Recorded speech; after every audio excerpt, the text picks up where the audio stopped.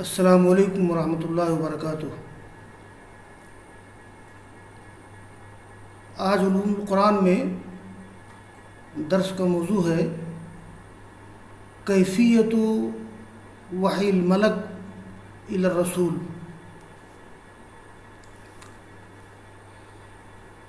اس سے پہلے یہ بحث آئی تھی کہ اللہ تعالیٰ کا اپنے انبیاء کی طرف وحی کرنا، اس کی دو شکلیں ہوتی تھیں۔ ایک تو یہ ہے کہ بغیر واسطہ کے ہو، تو یہ بحث گزر چکی ہے، اور دوسری شکل یہ ہے کہ کسی یہ فرشتے وحی کے واسطہ سے ہو، تو آج کا موضوع یہی ہے۔ تو مصنف کہتے ہیں وحی اللہ الی انبیائہ اما یکون بغیر واسطہ بغیر واسطہ وہو ما ذکرناہ آنفا، یعنی انبیاء کی طرف اللہ تعالیٰ کا وحی کرنا یا تو بغیر واسطہ کے ہو، اور یہ شکل وہی ہے جس کا ہم ابھی ذکر کر چکے ہیں، اور اس کی بھی دو صورت بتائی گئی تھی۔ تو اسی کے قبیل سے ہے نیند میں سچا خواب دیکھنا۔ نبی کا خواب بھی وہی الہی ہوتا ہے۔ اور دوسری شکل یہ ہے کہ اللہ تعالیٰ کا گفتگو کرنا کسی نبی سے پردے کے آڑ سے بیداری کی حالت میں، یعنی پیغمبر بیداری کی حالت میں اللہ تعالیٰ سے گفتگو کرے۔ تو اس شکل پر بحث آ چکی ہے۔ اور یا تو اللہ تعالیٰ کا وحی کرنا اپنے انبیاء کی طرف فرشتے وحی کے واسطے سے ہو، وَإِمَّا يَكُونَ بِوَاسِطَةِ مَلَكِ الْوَحْيِ وَهُوَ الَّذِي يَعْنِينَا فِي هَذَا الْمَوْضُوعِ لِأَنَّ الْقُرْآنَ الْكَرِيمَ نَزَلَ بِهِ۔ اور یا تو یہ ہے کہ وہی فرشتے وحی کے واسطے سے ہو، اور یہ وہی قسم ہے الَّذِي يَعْنِينَا کہ جو اس وقت ہمارا موضوع ہے، یا اس موضوع میں جو چیز ہمیں متوجہ کر رہی ہے وہ یہی ہے، اس لیے کہ قرآن کریم جبرائیل کے واسطے سے نازل ہوا ہے۔ تو آج بحث یہی ہے کہ وحی اللہ تعالی الی نبیہ بواسطۃ ملک الوحی۔ مصنف کہتے ہیں کہ ولا تخلو کیفیت وحی الملک الی الرسول من احدی حالتین، رسول کی طرف فرشتے کا وحی کرنا اس کی دو حالتیں ہیں، یعنی رسول جو فرشتے کی طرف وحی کرے تو اس کی دو حالت ہے۔ پہلی حالت یہ ہے، خلاصہ بتا دوں میں، پہلی حالت یہ ہے کہ فرشتہ رسول پر آئے، فرشتہ نظر تو نہ آئے، لیکن فرشتے کا آنا کسی گھنٹی کے بجنے کی آواز کی طرح ہو، اور پھر فرشتہ نبی کے دل میں اپنی بات ڈال دے۔ اور دوسری حالت یہ ہوتی ہے کہ فرشتہ کسی آدمی کی شکل اپنا لے اور نبی کے پاس کسی انسان کی شکل میں آئے۔ تو جبرائیل علیہ السلام اس طرح سے بھی وہی لاتے تھے۔ عام طور پر ایک صحابی ہیں دحیہ کلبی، انہی کی قبیلے بنو کلب کے تھے، انہی کی شکل میں جبرائیل آتے تھے۔ ان دونوں حالتوں کے مقابلے، ان دونوں حالتوں میں پہلی حالت آپ کے لیے زیادہ مشکل ہوتی تھی، اس لیے کہ پہلی حالت میں فرشتہ اپنی اصل کیفیت کے ساتھ رہتا ہے، انسانی شکل نہیں اپناتا ہے، اس لیے رسول اللہ صلی اللہ علیہ وسلم کو زیادہ توجہ دینا پڑتی تھی اور آپ کی قوا متاثر ہوتے تھے.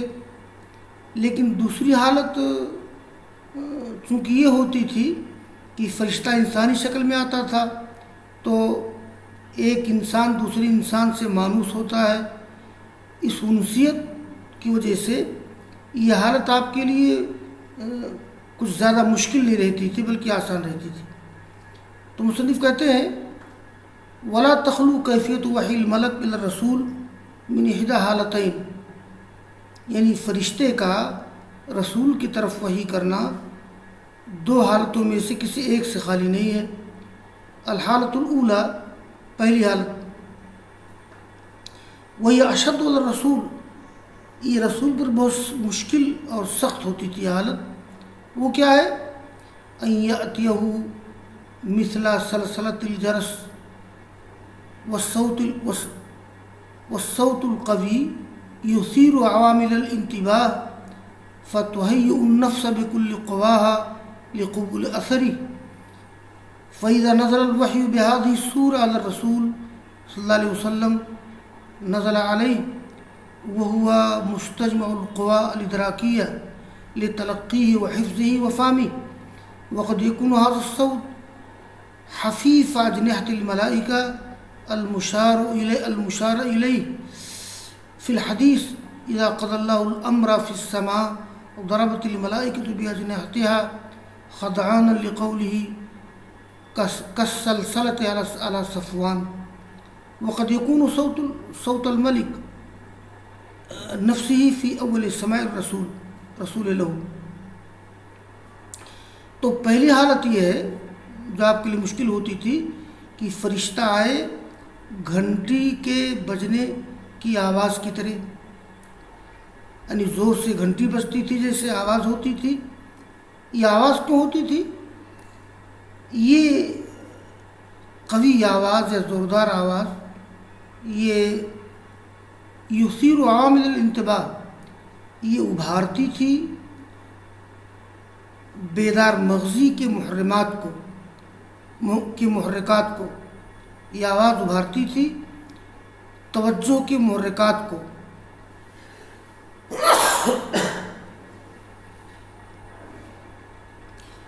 پھر یہ محرکات رسول اللہ صلی اللہ علیہ وسلم کے نفس کو تیار کر دیتے تھے اپنی تمام قوتوں کے ساتھ اس کے اثر کو قبول کرنے کے لیے.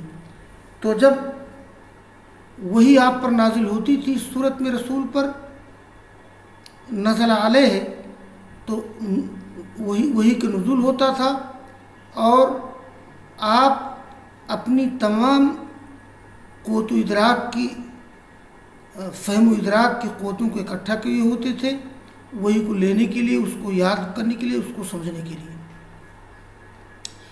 یہ مصنف کے کہنے کا مطلب یہ ہے کہ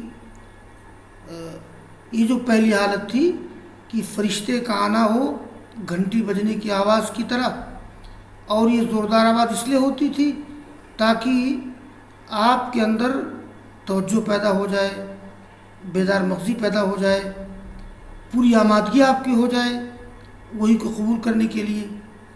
تو یہ تیز آواز آپ کے نفس کو آمادہ کر دیتی تھی وہی کے اثر کو قبول کرنے کے لیے. تو چنانچہ جب وہی اس طرح سے نازل ہوتی تھی تو نزول وہی ہوتا تھا اور آپ کے فہم و ادراک کی ساری قوتیں اکٹھا ہو جاتی تھیں اس کو یاد کرنے کے لیے، اس کو حفظ کرنے کے لیے. یہ آواز کس چیز کی ہوتی تھی؟ تو یا تو آواز فرشتوں کے پروں کی آواز ہو یا خود فرشتے کی آواز ہو، دونوں شکل ہو سکتی ہے. تو مصنف کہتے ہیں وقد يكون هذا الصوت حفیف اجنحة الملائکہ، یعنی یہ آواز فرشتوں کے پروں کی سرسراہٹ یا پھڑپھڑانے کی آواز ہوتی تھی، جیسا کہ حدیث میں اشارہ کیا گیا ہے کہ ایک حدیث ہے بخاری کی روایت ہے اذا قضى اللہ الامر فی السماء، جب اللہ تعالیٰ آسمان میں کوئی فیصلہ کرتا ہے، ضربت الملائکہ باجنحتها خضعانا لقوله کالسلسلۃ علی صفوان، یہ اجنحۃ واحد جناح بازو پر، اور السلسلۃ زنجیر پٹکنا، صفوان کے معنی ہوتے ہیں چکنا پتھر۔ جب اللہ تعالیٰ کسی چیز کا فیصلہ آسمان میں کرتا ہے تو فرشتے اپنے پر مارتے ہیں اللہ تعالیٰ کے قول کی اطاعت کرنے کے لیے، قبول کرنے کے لیے، جیسے چکنے پتھر پر زنجیر پٹکنے کی آواز ہو۔ تو یہ جو آواز ہوتی تھی نزول وحی کے وقت، تو یا تو فرشتوں کے پروں کی آواز ہو، وقد یکون، اور کبھی کبھی یہ آواز خود فرشتے کی آواز ہوتی تھی جب پہلی بار رسول ان کی آواز سنتے تھے۔ یہ ہو گئی بات۔ اور دوسری حالت یہ ہے ان یتمثل لہ الملک رجلا ویأتی فی صورت بشر، کہ فرشتہ آپ کے پاس انسان کی شکل میں آئے، یعنی فرشتہ آدمی کی شکل اپنا لے اور آئے آپ کے پاس انسان کی شکل میں۔ یہ حالت سابقہ حالت سے ہلکی ہوتی تھی۔ کیوں؟ ہلکی ہونے کی وجہ کیا ہے؟ حیث یکون التناسب بین المتکلم والسامع ویأنس رسول النبوہ عند سماعہ من رسول الوحی ویطمئن الیہ اطمینان الانسان لاخیہ الانسان، اس لیے کہ مناسبت ہوتی ہے متکلم اور سننے والے کے درمیان، اور رسول نبوت مانوس ہو جاتا ہے رسول وحی سے وہی سننے کے وقت، اور اس کی طرف مطمئن ہو جاتا ہے رسول، جیسے کوئی انسان اپنے بھائی انسان سے مطمئن ہو جاتا ہے۔ یہاں ایک سوال یہ پیدا ہوتا ہے کہ فرشتہ جب انسان کی شکل میں آتا تھا تو کیا واقعی انسان بن جاتا تھا؟ یعنی جسم کے ساتھ، احساسات و مدرکات کے ساتھ کیا فرشتہ انسان بن جاتا تھا؟ تو ایسی بات نہیں ہے۔ فرشتہ اپنے فرشتہ کی خصوصیات میں رہتا تھا، صرف شکل انسان کی اپناتا تھا۔ تو مصنف کہتے ہیں والہیئۃ التی یظہر فیہا جبرائیل بصورت رجل لا یتحتم فیہا ان یتجرد من روحانیتہ ولا یعنی ان ذاتہ انقلبت رجلا بل المراد انہ یظہر بتلک الصورت البشریہ انسا لرسول البشری۔ تو یہ حالت جس میں جبرائیل کسی انسان کی شکل میں آتے تھے، یہ لا یتحتم فیہا، اس میں ایسا قطعی نہیں ہوتا تھا کہ فرشتہ اپنی روحانیت سے الگ ہو جائے، ولا یعنی، اور نہ ایسا ہوتا تھا کہ اس کی ذات واقعی انسان بن جائے۔ تو فرشتہ جب انسان کی شکل میں آتا تھا تو بس انسان کی صورت میں آتا تھا، ایسا نہیں کہ وہ جو فرشتہ کی ملکوتیت ہے، جو فرشتہ کی روحانیت ہے، وہ روحانیت ختم ہو جاتی تھی۔ اور ایسی بات بھی نہیں ہے کہ فرشتہ واقعتاً انسان بن جاتا تھا۔ بس مطلب یہ ہے کہ فرشتہ اس بشری صورت میں ظاہر ہوتا تھا بشری رسول کو مانوس کرنے کے لیے، تاکہ یہ رسول جو بشر ہیں یہ مانوس ہو جائے۔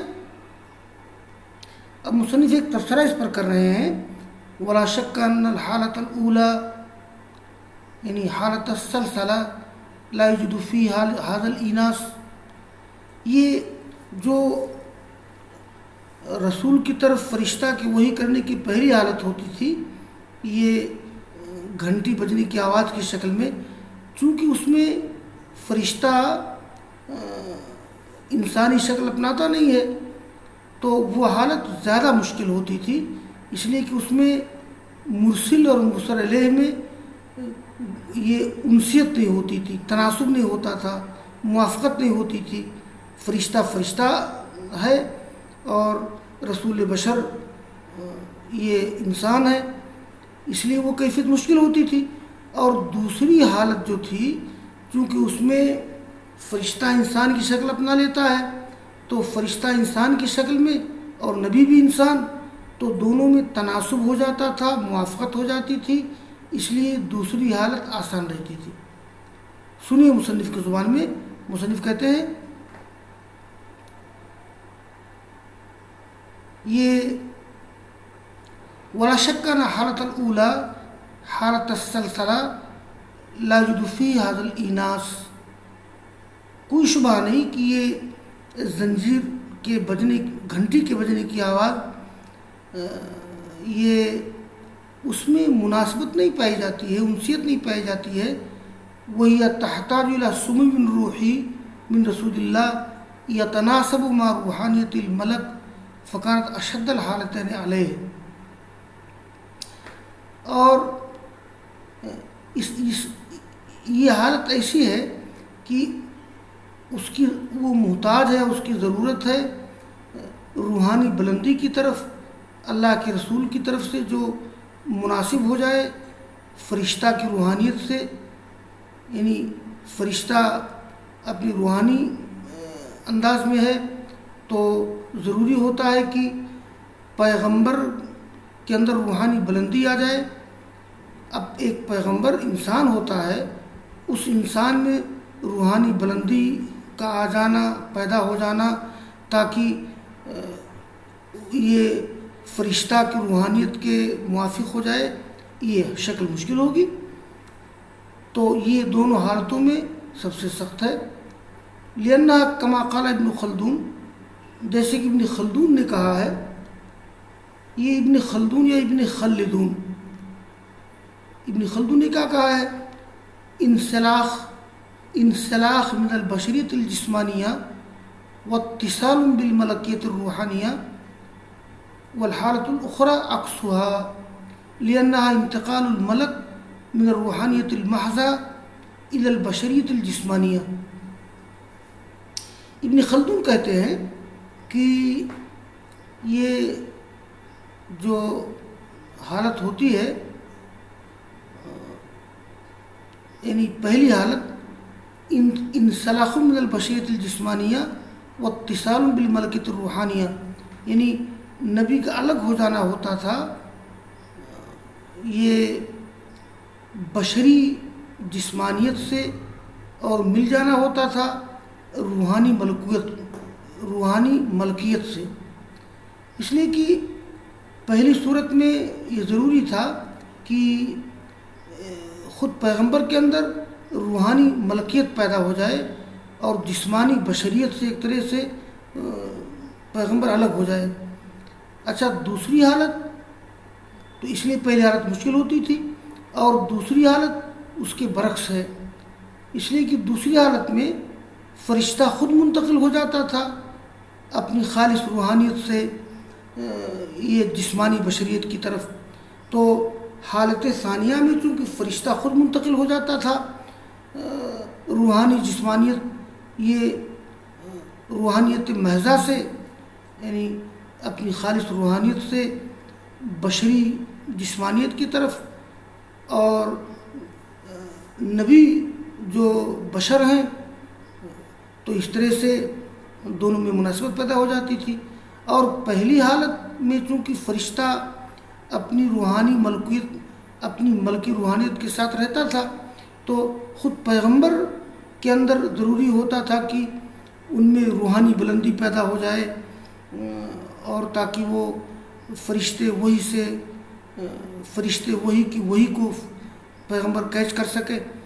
تو یہ تبصرہ کیا انہوں نے کہ وہی تحتاج الی سمو روحی من رسول اللہ یتناسب مع روحانیت الملک فکانت اشد الحالتین علیہ لأنہا کما قال ابن خلدون، یعنی لأنہا کا مرجع یہی ہے، یعنی یہ جو حالت بیان کی گئی ہے،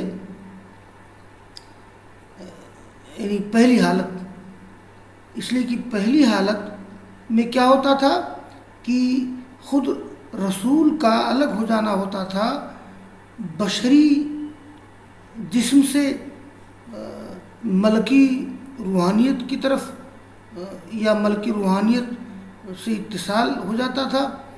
لیکن جو دوسری حالت گزری ہے یعنی یہ جس کا ذکر بھی کیا گیا ہے، اس میں چونکہ فرشتہ خود خالص روحانیت سے منتقل ہو کر جسمانی بشریت کی طرف آ جاتا تھا اور رسول بھی بشر ہیں. اس تناسب کی وجہ سے وحی کی جو دوسری حالت ہوتی تھی کہ فرشتہ انسانی شکل میں آ جائے تو اس میں چونکہ مناسبت ہو جاتی تھی تو یہ کیفیت، یہ حالت آسان رہتی تھی بمقابلہ پہلی حالت کے، اس لیے کہ اس میں فرشتہ اپنی روحانیت کے ساتھ رہتا تھا اور نبی بشریت کے ساتھ رہتے تھے. اب دونوں کا میل کھانا بڑی دشواری کی بات ہوتا تھا، اس لیے آپ پر بڑا مشکل ہوتا تھا اس طرح سے نزول وحی. تو یہ چیز ہے. اور بقیہ صفاقل یہ میں ایک چیز بتا دوں یہاں طلبہ کو، یہ طلبہ نے دو نام سنے ہوں گے، ابن خلدون، ابن خلقان، نام تو جان ہی لیجیے. تو ان کا اصل نام یہ خلدون ہے، یہ مصنف کے باپ کا نام ہے خلدون. اور ابن خلقان اصل میں خلقان ہے.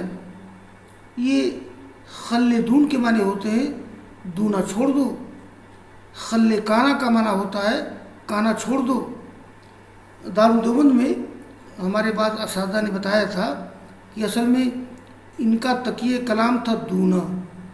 جیسے کچھ لوگوں کا تکیہ کلام ہوتا ہے وہ ہر جملے میں اس کا استعمال کرتے ہیں، جون تون، ہاں پر بھائی وغیرہ کیا کیا ہوتا ہے تکیہ کلام. تو مصنف کے جو والد تھے وہ دونا زیادہ استعمال کرتے تھے. تو لوگ کیا کہتے تھے، ارے میاں خلدونا، دونا چھوڑ دو. اب ان کا نام پڑ گیا خلدون. اچھا خلدون میں چونکہ نام مشدد ہے اس لیے اس میں تخفیف کر کے خلدون پڑھا جا سکتا ہے، ورنہ اصل ابن خلدون ہے. ایسے ابن خلقان کا حال ہے. یہ جو مورخ ہیں ان کے والد زیادہ کانا استعمال کرتے تھے، یعنی ان کا کانا استعمال کرنا تکیہ کلام تھا. تو لوگ کیا کہتے تھے، خلقانہ، خلقانہ، کانا چھوڑ دو. تو ان کا نام پڑ گیا خلقان. اب بطور تخفیف خلقان پڑھ دیتے ہیں. تو ابن خلدون، ابن خلدون اصل میں ہے. ابن خلقان اصل میں ابن خلقان ہے. تاریخ ابن خلقان، تاریخ ابن خلدون، یہ سب مورخین ہیں. یعنی جیسے طبری مورخ ہیں مفسر ہونے کے ساتھ ساتھ، ابن کثیر مورخ ہیں مفسر ہونے کے ساتھ ساتھ، اسی طرح سے یہ ابن خلدون، ابن خلقان اور بھی تاریخ اسلامی کی بہت سی کتابیں ہیں. تو یہ سب مورخین ہیں، ان کا نام جانے رہو. تو ابن خلدون، ابن خلدون اصل میں ہے. ابن خلقان اصل ابن خلقان اصل ابن خلقان. بس آج کا درس یہیں تک. وآخر دعوانا ان الحمد للہ رب العالمین.